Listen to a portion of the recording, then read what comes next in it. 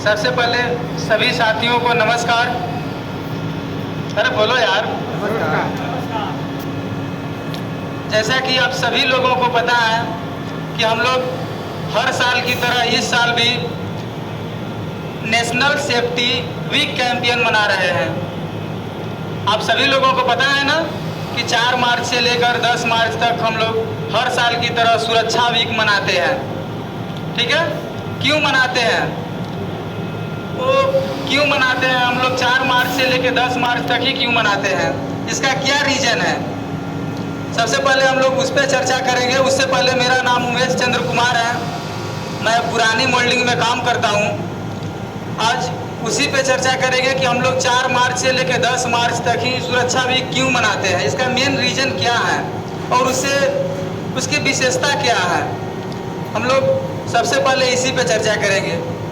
देखिए, आप सभी लोगों को पता है कि सुरक्षा हमारे जीवन में कितना अहम है। बिना सुरक्षा के हम सभी कुछ भी नहीं कर सकते, अपना जीवन यापन सही तरीके से नहीं कर सकते। कोई भी सेक्टर हो, चाहे वो इंडस्ट्रियल एरिया हो, चाहे अदर कोई प्लांट हो, बिना सेफ्टी के हमारा जीवन यापन करना कितना मुश्किल है, आप सभी लोगों को पता है। ठीक है, रही बात ये कि 4 मार्च से लेकर 10 मार्च तक हम लोग सुरक्षा वीक क्यों मनाते हैं, इस पर थोड़ा सा चर्चा करेंगे। तो साथियों, आप सभी लोगों को पता है कि हमारा देश कुछ वर्ष पहले गुलाम हुआ करता था। हम लोग अंग्रेजों का शासन हुआ करते थे, पता है ना।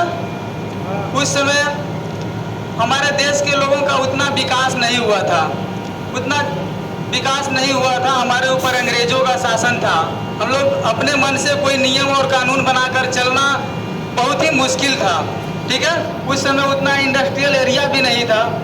तो 1966 ईस्वी में हमारे देश के तत्कालीन राष्ट्रपति डॉक्टर सर्वपल्ली राधाकृष्ण जी ने एक सुरक्षा के प्रति एक संगठन का निर्माण किया। उस निर्माण का नाम रखा राष्ट्रीय सुरक्षा सप्ताह परिषद।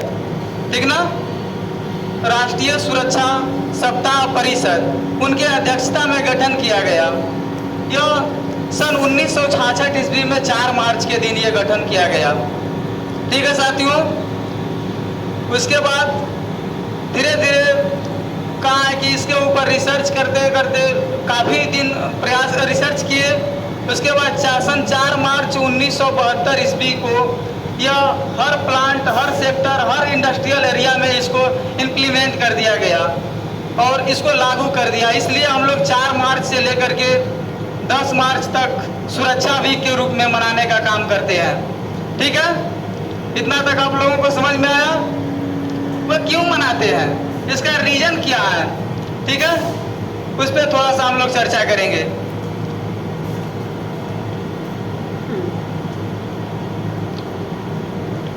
इसका रीजन क्या है? इसका रीजन मेन यह है कि बहुत सारे लोग अलग अलग क्षेत्र में, अलग अलग सेक्टर में काम करते हैं। हालांकि सभी लोगों को ये जरूरी नहीं है कि सभी लोगों को पता हो कि सुरक्षा क्या है, सुरक्षा की जानकारी सभी लोगों को हो।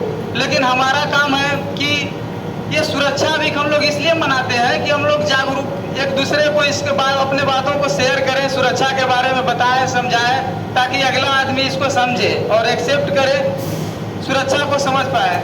सुरक्षा के समझने के बाद उससे सुरक्षा के प्रति जागरूक होगा तो हमें एक बेनिफिट ये होगा कि सुरक्षा के प्रति जागरूक होगा तो दुर्घटना कम होगा।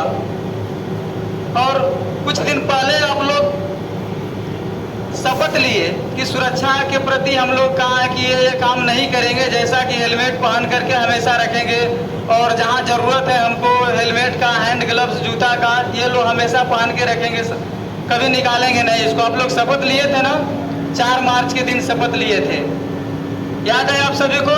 शपथ किस लिए लिए थे?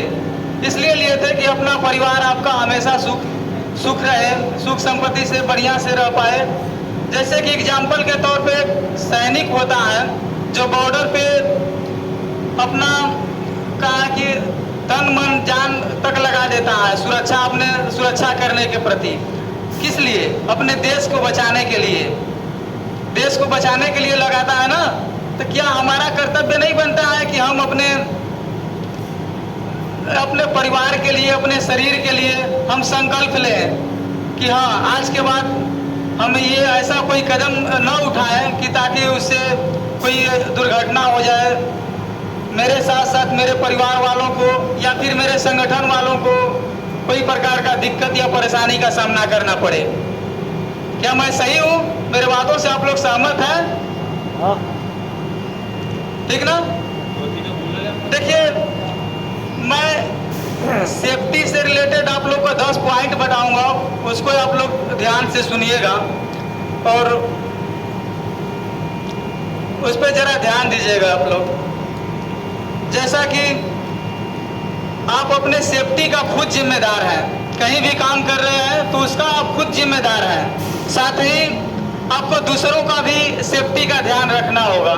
जैसा कि आप काम कर रहे हैं कोई भी सेक्टर में, उसके साथ आपके साथ कोई और आदमी काम कर रहा है और बंदा काम कर रहा है, तो आपको यह भी देखना है कि हम भी सेफ रहें और मेरे साथ वाला भी बंदा सेफ रहे, उसको भी कोई प्रकार का दिक्कत का सामना न करना पड़े।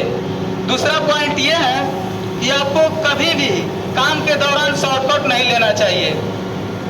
आपको काम के दौरान कभी भी शॉर्टकट नहीं लेना चाहिए।